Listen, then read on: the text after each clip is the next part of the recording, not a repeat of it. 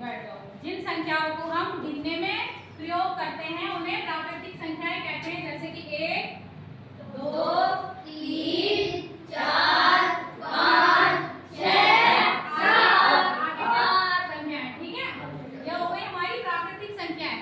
तो जो सबसे छोटी प्राकृतिक संख्या कौन सी होती है? 1। कौन सी होती है? 1 सबसे छोटी प्राकृतिक संख्या है। तब अगर हम इनमें 0 सम्मिलित कर लेते हैं तो क्या हो जाती है संख्या? पूर्ण संख्याएं। पूर्ण संख्याएं क्या हो जाती है? पूर्ण संख्याएं। पूर्ण संख्याओं में सबसे छोटी संख्या कौन सी होती है? 0। ठीक है, अब देखो अगर हम दो बच्चे आओ इधर उठ के। देखो ये एक दुकानदार है, इसे 2 पेन बेचने हैं।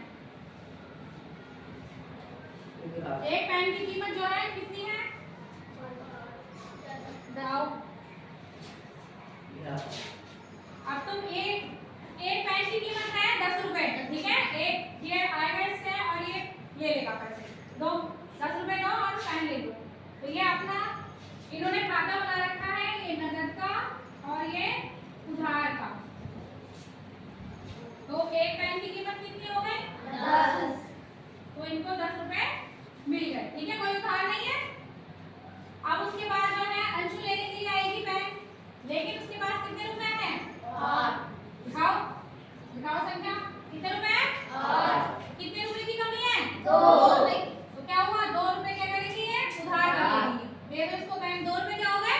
उधार हो गए। तो ये दुकानदार जो है एक पेन जो इन्होंने बेचा 10 का, लेकिन उनके पास 8 रुपए आए और 2 रुपए कहाँ गए?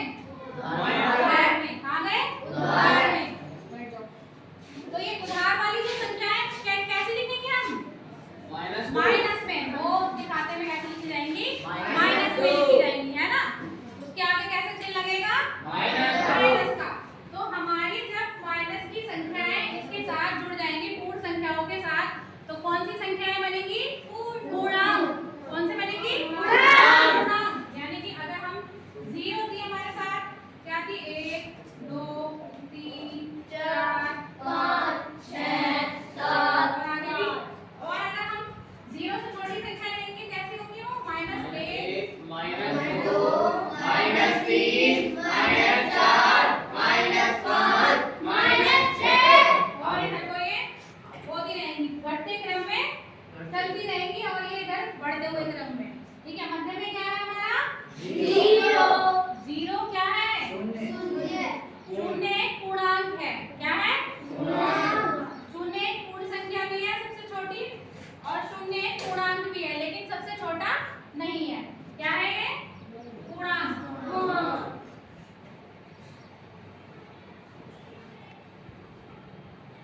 अब देखो संख्या रेखा पर प्रदर्शन देखो इनका। संख्या रेखा पर हम दिखाते हैं प्लस के धनात्मक पूर्णांक और माइनस के ऋणात्मक पूर्णांक। 0 के दाहिनी तरफ जो रहते हैं वो कौन से रहते हैं? ऋणात्मक पूर्णांक। और बाईं तरफ कौन से रहते हैं? धनात्मक पूर्णांक। देखो प्रत्येक जो धन पूर्णांक है, ये वाले जो धन पूर्णांक होते हैं वो ऋण पूर्णांकों से कैसे होते हैं? बड़े होते हैं, है ना। और जो 0 होता है वो धन पूर्णांक है उनसे कैसा होगा? छोटा होता है, और ऋण पूर्णांकों से कैसा होता है? बड़ा। ठीक है,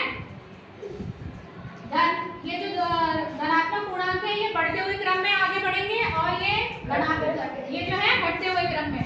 ठीक है, अब एक बच्चा आओ जरा उठ के, आओ जल्दी आओ जान तुम आओ।